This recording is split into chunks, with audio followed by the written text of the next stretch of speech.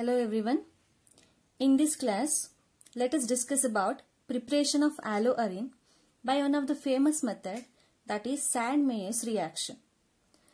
What we are going to prepare? We are going to prepare alloarine.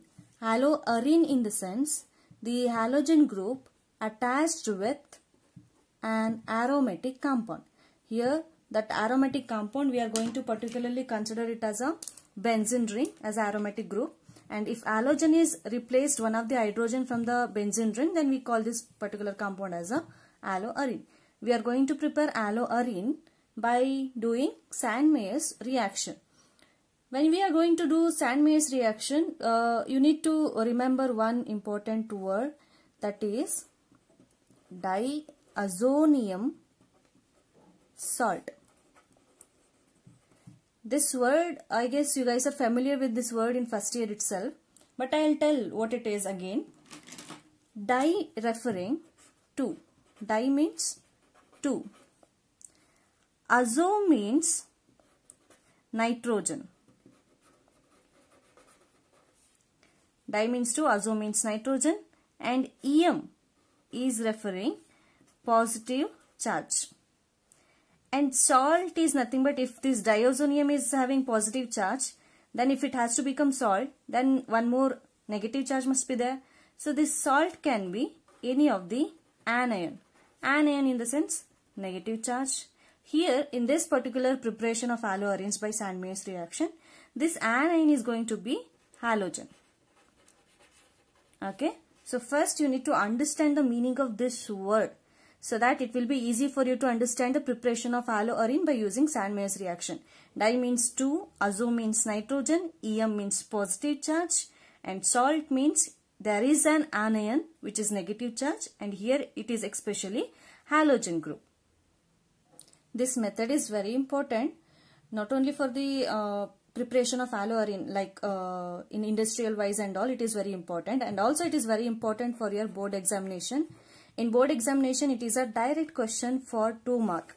And in MCQs, like your competitive examination, they'll ask many questions based on this concept. So before we prepare alloarine by using Sand-Meyers reaction, we should know how we are going to form diazonium salt first. If you form diazonium salt, then this diazonium salt is going to convert into alloarine by applying some conditions. Okay. So diazonium meaning we understood now. Diazonium in the sense it is going to have nitrogen, 2 nitrogen with positive charge along with one of the anion. So now let's see how we can prepare this diazonium salt. This diazonium salt concept is given in your another organic chapter, that is amines. In amines you are going to study all the mechanism of preparation of diazonium salt. So here I am not going to discuss about the mechanism, but I will give the brief introduction about how we can form diazonium salt. We all know that NH3 is nothing but ammonia, correct? If one of the hydrogen from ammonia is replaced by either alkyl or aryl group, let us write R for the representation of either alkyl or aryl group. Alkyl group in the sense it can be methyl, ethyl and so on. Aryl group in the sense it can be C6H5. Like if you remove one of the hydrogen from aromatic group, that is going to be aryl group. So let us replace one of the hydrogen from ammonia by either alkyl or aryl group. Then what you will get? You are going to get R bonded with NH2. Correct? We call it as primary amine. And if in case you replace 2 of the hydrogen from ammonia, it is going to be like 2 of either alkyl or aryl group is bonded with the nitrogen and 1 hydrogen is left out with nitrogen. This is nothing but secondary amine. And if you want to write tertiary amine, it looks like this. 3 of the alkyl or aryl group is going to be bonded with nitrogen. It is tertiary amine. And you need to remember one thing, only primary amine can form diazonium salt.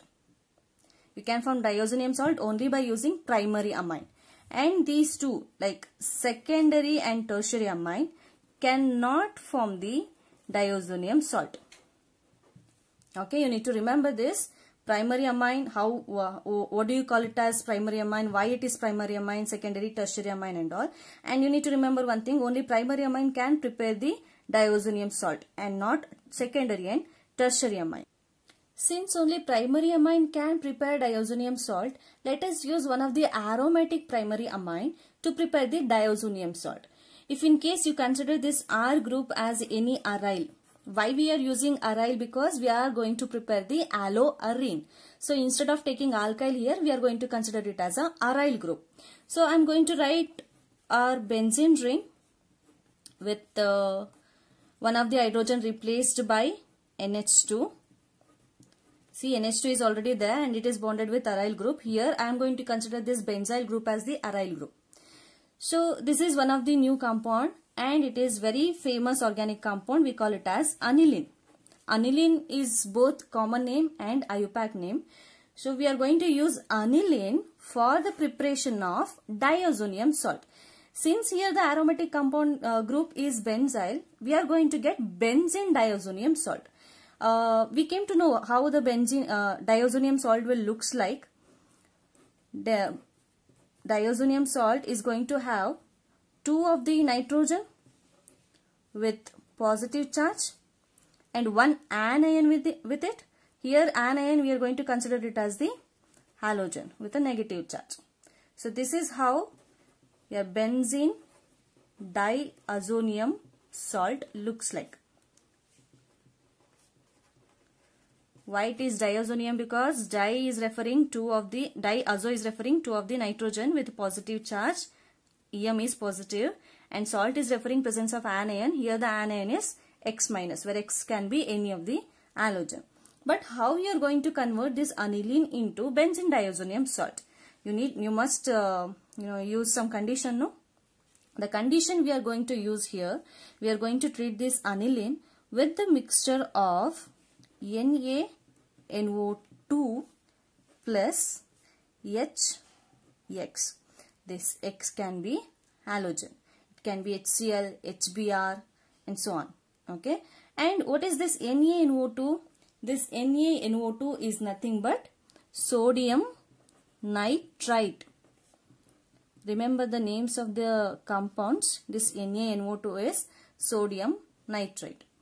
When you mix this NaNO2 with HX, we are going to get HNO2.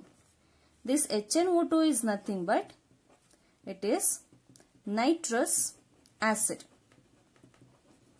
Now you may ask one question, why instead of using HNO2 directly, we are going to use the mixture of NaNO2 and HX to form HNO2 itself. This HNO2 is there, no? It is very unstable. It will be easily react with the moisture content or the air. So instead of using HNO2 directly, we are going to use mixture of NaNO2 and this HX. And when these two will combine, it is going to form HNO2 itself. Okay.